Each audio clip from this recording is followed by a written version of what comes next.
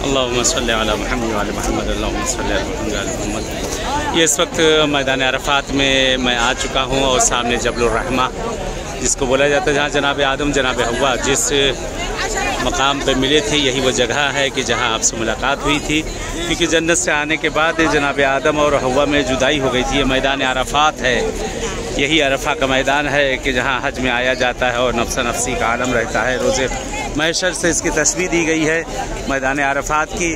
और यहाँ मिलता है कि जनाब आदम हव्वा जब जन्नत से बहरहाल आए हैं, दोनों बहरहाल जुदा हो गए। और जुदा होने के बाद ये था कि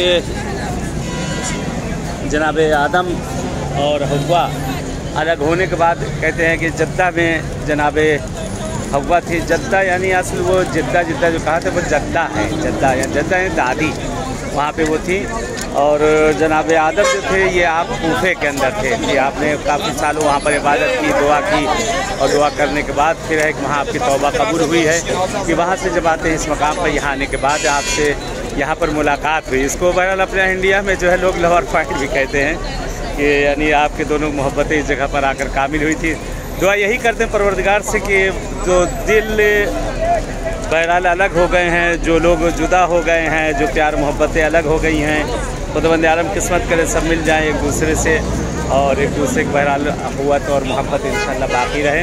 हतमंद दुआगो हैं। बहरहाल ये देख लिए मैदान अरफा, बहरहाल यहाँ मिले हैं जैसे हम सब, ऐसे आप सब भी आइए मिले इंशाअल्लाह, मुलाकात इन सब जगहों पर।